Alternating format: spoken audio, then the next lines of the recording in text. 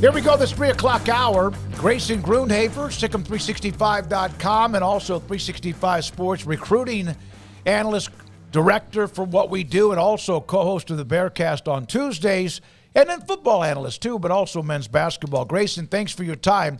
Of the players who have entered the portal, were those just, and I hate to say it, like that's natural and good attrition? Anybody that's left that you feel like will be a problem?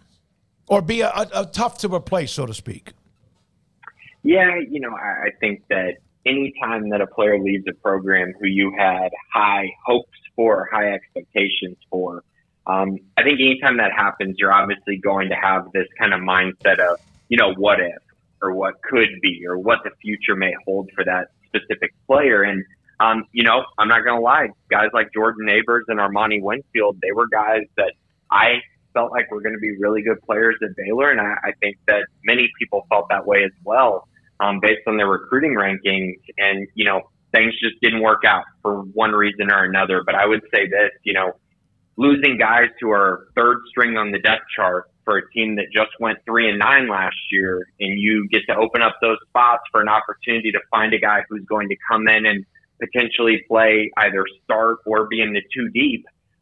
That's just more important for Baylor at this point. And that's something that I know this staff has, I'm not going to say they've struggled with it, but I think they've had to change their approach this year. And a lot of that is because they have to win this year. And they got to find ways to add more talent. They got to find ways to win on the margins. And they got to find ways to add the necessary depth to get through an entire season in the Big 12. So, yeah, I think that all of the losses, while unfortunate, are losses that they needed, and I actually think they need even more attrition than that. Grayson, the time window, though, is kind of a crunch, though, right? But they've reached out to a lot of guys. They've had a lot of visits. How quickly do you expect them to fill the spots, and with guys who are plug-and-play contributors? I would pause at saying starters just because that might be with such a short amount of time realistic for all of them, but plug-and-play regular contributors. Yeah, definitely. So they're actually going to have their first visitors this weekend, and I think it starts tomorrow for all of the transfer portal targets. They only have 3 of them coming on campus this weekend, so it's basically 3 priority guys. And I think when you kind of go through the list of guys that they got coming, whether it's Texas Southern defensive lineman Linus Knoll, a guy who would be plug and play for Baylor at nose tackle. He's about 320 pounds, and after Baylor's loss of Trey Emery and Jarrell Boykins due to medical retirement, they really need someone like him to come in, solidify the nose tackle position, also give them just a bigger body that can really hold up against the run. This is the kind of guy who, you just look at his PFF grade, for instance, he graded out 87.5, which was 14th in the nation against the run. So really, really good against the run. And yes, it's Texas Southern, but you still need guys like that. And I think it's pretty clear what his skill set is and the role he would play for Baylor if he were to join. The competition there is Arkansas, which is where he's at today. And then he'll potentially be at Maryland next week if he doesn't make a commitment decision after his Baylor visit. Another guy who's visiting is Western Kentucky Jacquez Evans. Another guy who, again, Paul, I think this is a plug and play guy, and a guy who I do think would potentially start for them. I think it's a little blurry right now because they do have Garmin Randolph and Steve Linton at Jack who they really like, but they're going to be running more of a peso package a lot of times, which is going to be 2 jacks and then 2 interior defensive linemen. And when they run that, Jacquez Evans will definitely be in the starting rotation. And, you look at a guy like that, if he does ultimately commit to Baylor, this is a guy that's more proven than any defensive lineman or edge guy on Baylor's roster. He had an incredible 2022 season with All-Conference USA first team, had 13.5 tackles for loss, 8.5 sacks, and 27 quarterback hurries. He's had a really good career, and he would be a guy who would be immediate impact. And right now the challenger there is kind of Louisville. He just visited there. And I'm sure there will be others, but I do think Baylor's in a good spot with him because Jamar Chaney came from Western Kentucky. He was his position coach there. And then also Kendrick Simpkins who is now at Baylor at Star, played with him as well at Western Kentucky. So those are two big names that Baylor has on campus tomorrow, and two names that I do believe would be instant impacting guys who would start for Baylor. So on the other end of things, losing guys, they lost a couple of commits this week in 25 offensive lineman Jamin Brown, and then also the big quarterback commit in Adam Schobel to Oklahoma State as he made a high-profile flip. Just what's the feel? I mean, it's obviously a weird time for Baylor because there's just not a lot to build on. I mean, it's hard to get momentum going when you don't have anything really proven outside of 3 seasons ago to really build off of. So I know they've got to hit the portal heavy, but on the high school recruiting side, how do you feel about things, and what do those 2 decommits mean, if anything, to you? Right. I mean, I'm not going to sugarcoat it. I think when you have a guy like Adam Schobel committed, it's definitely something that increases the fan engagement. You know, it makes fans really excited. It's something where he's a 4-star quarterback, so it helps with your recruiting rankings, which, again, that matters to Baylor this year. We've seen that. They care about the recruiting rankings this season. So obviously losing him, the recruiting rankings took a hit. They went from being inside the top 15 to now they're just outside the top 30. So obviously a big shift there. So losing a guy like Schobel, it's a big thing, and you're losing him to a Big 12 competitor. And, you know, he's very talented. I've always thought that he is definitely a 4-star type guy, will be an Elite 11 type quarterback. But I will also say that there is a little bit of room where you sit there and go, well, you know, Baylor's pretty much taken transfer portal quarterbacks the last 2 years, and you can find guys in the transfer portal who have a lot of talent, who were Elite 11 quarterbacks, who didn't get to play at their previous stop, and then you can bring them to Baylor. So there's a way that you can kind of makeshift your recruiting for the quarterback position that really wasn't there in the past. And so while, yes, missing on a high-profile quarterback like that out of the high school ranks is a big deal, there is also a way to supplement that. So I guess that's the positive side of that. Jamin Brown, the kid from Alabama who you mentioned, Craig, the offensive lineman, he was my top-graded offensive lineman in this class for Baylor that Baylor had committed.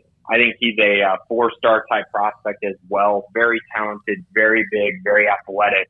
I mean, I think there's going to be a lot of offers that come his way pretty soon. It's tough to hold on to a commit from Alabama. I'm just being realistic, especially when you've had 2 coaching changes at the offensive line position. So that made things a little bit tougher. But outside of that, again, the official visits are this weekend. They have 3 4-star prospects on the defensive side of the football, and then they have a 3-star offensive lineman on campus as well. So they're still doing some things to make up for it. But it was a very interesting week. Let's just a lot of talking points, I think, among Baylor fans about the loss of Adam Schobel.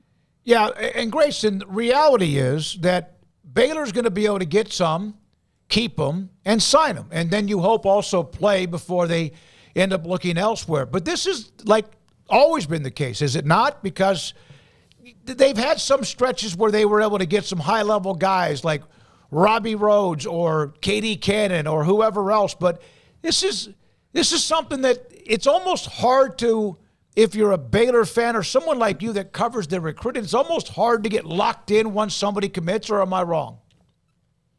Right. I mean, I think it is sometimes hard to be locked in. I think the Austin Novosad thing definitely made things even tougher when you think about the quarterback position specifically, just because, you know, it was the last day of recruiting flip. And so I know that really jaded a lot of people's perspective on the recruiting side of things, especially for the quarterback position. But I mean, you are right. I mean, this does happen. It's not new. Oklahoma State has always been a competitor in recruiting as well. And you're going to have teams that come in and they're battling too. They're trying to get their best class they can possibly put together as well. And that's what Baylor's trying to do also. But I mean, it is a situation where these things do happen. And now it's just about, you know, where do you go from here? How do you make sure that you're able to fill that void in the class? How do you make sure that you're able to keep the quarterback room really healthy, which it is right now?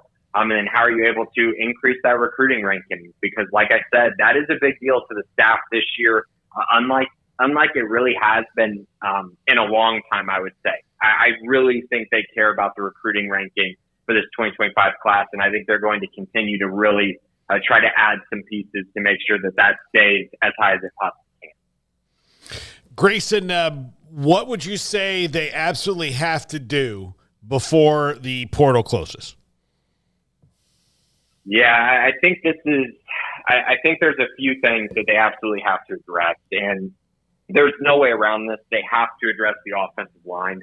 To me, just based on kind of how I look at it, I think they need a guard, at least one proven commodity at guard, to make sure that if Daneker isn't healthy or if Omar Agbedian, has trouble adapting to Big 12 play from Montana State, or if you need a little bit of a rotation there, that you have someone you really trust who could be the starter day one, but could also be extremely reliable in the 2 deep. I think they absolutely need to do that. And then I think personally they need a tackle, a starting tackle, a right tackle specifically. I just think that you could get an upgrade there. And if you take a right tackle, that's another, kind of situation where you could play that guy on the interior as well if you need to. But I think those two positions specifically they need to address on the offensive line. And then on the defensive side, it's all about the interior of the defensive line. And that's what a guy like Linus Noel would definitely solve. They need a big body. They need a physical presence. They need someone who can stop the run and somebody who just, frankly does not move. And when you look at Baylor's best defenses, the last, 2019 and 2021, those have been the best Baylor defenses, really in a long, long time. They both had one thing in common. They had multiple, but one very big thing in common, and it was having a guy like a Bravion Roy or a guy like an Apuika, and having those two guys who just really took up space, but also were extremely strong and physical and really just set a tone for the defense. And I mean, that comes in a lot of situations. When you think about 4th and 1 and you've got to be able to get a stop, or you think about goal line situations and you have to get a stop in short yardage, those guys really shine. And that's something that Baylor has not had, and it's something they absolutely need in the transfer portal. Even if it's not as big as those guys, even if you're not getting a guy that's, 340 or 350, just somebody that you find to be extremely reliable at stopping the run, I think it is very, very important for them. On the basketball side of things, Alvin Brooks is now officially at Kentucky. Noah Boyed, 7-footer, decommitted as well. Your thoughts on just sort of where the program finds itself and the loss of Alvin Brooks? Right. I mean, it's obviously a tough loss. Alvin has been such a great recruiter for this program and a really, really good coach as well. And he's going to be missed. There's no doubt about that. I think that there are ways that Baylor's going to be able to solve this, because obviously you still have your head coach in Scott Drew, who has gone through these type of changes before. And I think that everyone has full confidence that he's going to be able to do it again. But I do think Alvin is a guy that was an integral part of what they were doing recruiting-wise. They're going to have to change some things up there. But I think in general, this program is in such a good spot. I think you look at the roster that they've built. They've added Jeremy Roach. They're in on quite a few different transfer portal prospects, including Jonas Adu, the big Tennessee center.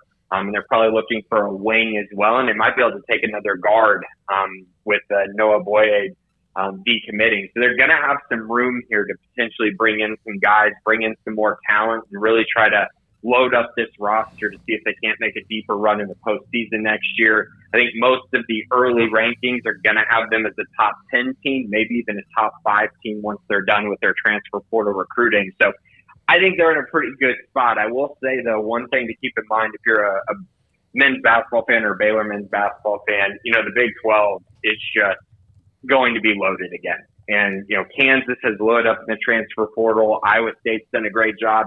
Houston as well. Oh, and then you're also bringing in Arizona from the Pac-12 as well. So this conference is not going to get any easier. It's going to be a gauntlet. But I think Baylor's in a great spot because they do have one of at least the top 2 coaches in the Big 12, in my opinion. Going back to a couple of things you said football-wise about having that fire hydrant inside, there are some schools that might be fortunate to have one and they still want another one. Isn't that basically, other than a quarterback, the number one thing that people are looking for is that big run-stopping Willie McGinnis or whoever you want to say type of player, and there just aren't that many of them around? It definitely feels that way. I mean, you've seen there have been a couple guys who have actually entered the portal and then gone back to their school. So entered the portal for a couple days and then went right back because those schools were probably freaking out just at the prospect of, if we don't have this guy, our season is completely different. And so, yeah, I mean, there are a lot of programs that I think do need that and do want that.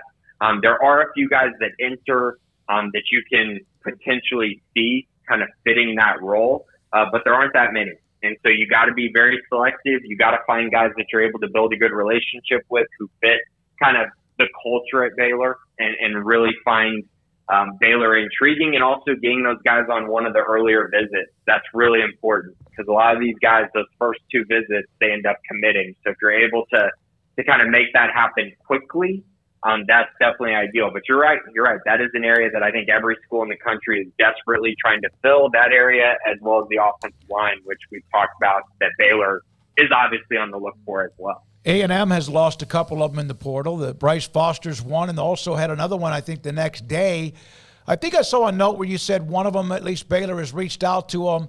Are either one of those, what is the likelihood either one, coming from an SEC school, coming from A&M, would end up at Baylor? I mean, I think the likelihood of them talking to Baylor is probably really high because you're talking about Bryce Foster and then Colton Thomasson. Yep. Both kind of fit a different mold, though. Bryce Foster would be a guy that you would bring in to start immediately. Like, he did play center at A&M, and I know, Colton Price has, kind of been entrenched at the center position since the middle of last year. But, I mean, if you can get a guy like Bryce Foster, you're going to move some things around and you're going to figure it out because you just got to have talent and you got to take the most talent that you possibly can.